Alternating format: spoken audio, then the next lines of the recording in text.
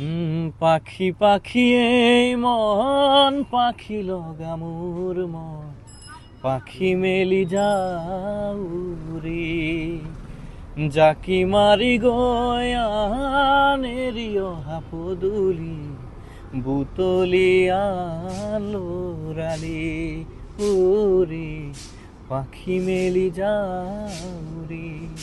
হয়, মই বৰ্তমান উপস্থিত আছোঁ ডিমৌত আৰু আজি সমগ্ৰ অসমবাসী ৰাইজে যি আজি ৩ মাহ ধৰি আশা কৰি আছিল সেই অপেক্ষাৰ অন্ত পেলাই যি চাৰ্জশ্বিট সেয়া দাখিল কৰা হ'ল আৰু এই মুহূৰ্তত মই ডিমৌত উপস্থিত আছোঁ। কেমেৰা সহযোগীয়ে দেখুৱাব এইটো এটা জুবিন গাৰ্গৰ চেলফি পইণ্ট হয়, যিটো ডিমৌ পৌৰসভাই জুবিনৰ মৃত্যুৰ পাছত তেওঁলোকে নিৰ্মাণ কৰিছিল। যদিও এইটো এটা চেলফি পইণ্ট, কিন্তু ডিমৌবাসী ৰাইজে ইয়াক এটা স্মাৰক হিচাপে তেওঁলোকে ভাবি আহিছে, কিয়নো ডিমৌক দ্বিতীয় এটা স্মাৰক জুবিন গাৰ্গৰ নাই।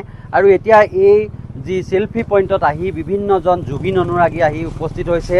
যিটো সময়ত জুবিনৰ চাৰ্জশ্বিট দাখিল কৰা হ'ল সেই সময়ত এই জুবিন অনুৰাগীসকল আহি ইয়াতে একত্ৰিত হৈ আছে আৰু তেওঁলোকে এই জুবিনে কেনেধৰণে কি শাস্তি হ'ব, জুবিনৰ হত্যাকাণ্ডৰ লগত জড়িতসকলক কেনেধৰণে আইনী প্ৰক্ৰিয়াৰে কি শাস্তি হ'ব পাৰে সেই বিষয়ত তেওঁলোকে বিতংকৈ আলোচনা কৰি আছে। বিভিন্নজন আছে জুবিন অনুৰাগী। প্ৰথমতেই মই এজন শিল্পীৰ ওচৰলৈ যাম যিজনে দেহে মনে প্ৰাণে জুবিনক ভাল পায়, আৰু মই প্ৰথমতে আপোনাৰ পৰা এটা জুবিনৰ চমু গীতেৰে আজি এই অনুষ্ঠানটো আৰম্ভ কৰিম। জুবিনদাৰ যিহেতু আমাৰ বৰ্তমানত আমাৰ মনবোৰ সংকুচিত হৈ আছে, আৰু জুবিনদাৰ এটি গীত আমি ভাল পোৱা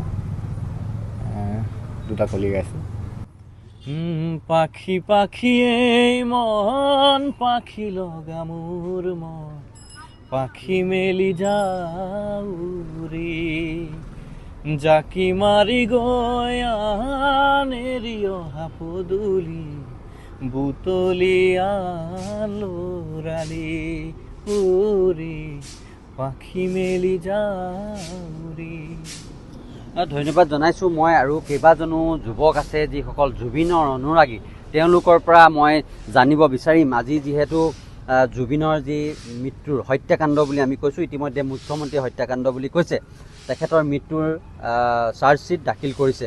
এই মুহূৰ্তত কি হ'ব, শাস্তি কেনেকুৱা পোৱাটো বিচাৰে? প্ৰথম কথা হৈছে জুবিনদাৰ হত্যাৰ উচিত বিচাৰ লাগে, গোটেই অসমে বিচাৰি আছে। আজি চাৰ্জশ্বিট দাখিল কৰিছে, বহুকেইজনৰ নাম ইতিমধ্যে উল্লেখ হৈছে।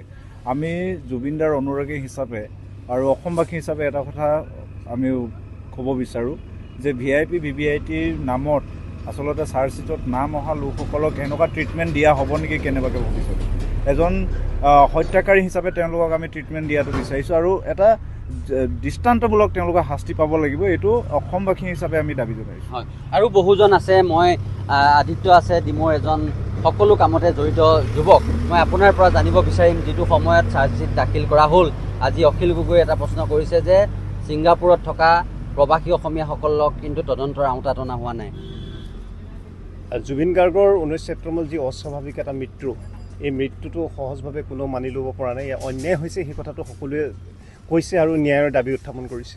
আৰু আপুনি যি প্ৰশ্ন কৰিছে এই ক্ষেত্ৰত আমি ক'ব বিচাৰিছোঁ যে ছিংগাপুৰৰ যি প্ৰৱাসী অসমীয়া আছিলে, সেই সময়ত উপস্থিত থকা সকলো প্ৰৱাসী অসমীয়াক তদন্তৰ আওতালৈ আনি তেওঁলোকৰ পৰা উপযুক্ত এভিডেঞ্চ সংগ্ৰহ কৰাটো প্ৰয়োজন আছে। আৰু তেওঁলোকো সমান্তৰালভাৱে এতিয়া চাৰ্জশ্বিটত যিসকলৰ নাম আমি ছ'চিয়েল মিডিয়াত বা সংবাদ মাধ্যমত আমি উল্লেখিত পাইছোঁ, তেওঁলোকো সমানে দোষী বুলি আমি ভাবিছোঁ, কাৰণ সেই সময়ত তেওঁলোক উপস্থিত আছিলে।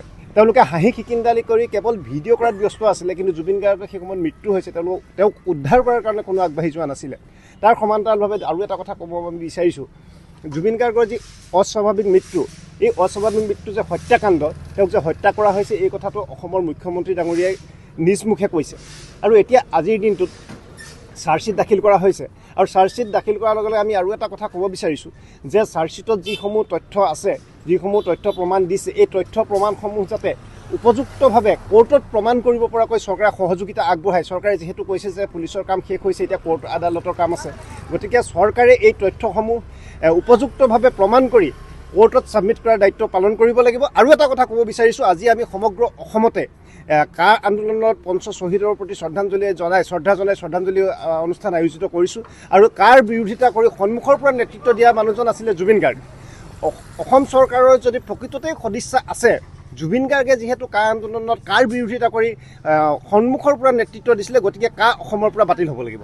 হয়, ধন্যবাদ জনাইছোঁ। আৰু এতিয়া সমগ্ৰ ৰাজ্যৰ লগতে ডিমৌতো এতিয়া প্ৰত্যেকজন ব্যক্তিয়ে উৎসুকতাৰে বাট চাই থকা সেই আজি 3 মাহৰ অন্তত চাৰ্জশ্বিট দাখিল কৰাৰ পাছত সকলো জুবিন অনুৰাগী একত্ৰিত হৈ আছে আৰু সকলোৱে এটাই দাবী যাতে সম্পূৰ্ণ যি কোৰ্টত এতিয়া কাম কাজ চলিব আৰু তেওঁলোকে এটাই বিচাৰে যে জুবিনক যিসকলে হত্যা কৰিলে তেওঁলোকক কঠোৰতকৈ কঠোৰতম শাস্তিৰে, দৃষ্টান্তমূলক শাস্তিৰে অসমীয়া ৰাইজে যি আশা কৰি থকা মনৰ দুখ সেয়া যাতে শাস্তিৰ জৰিয়তে কিছু হ'লেও অৱনমিত কৰিব পাৰি।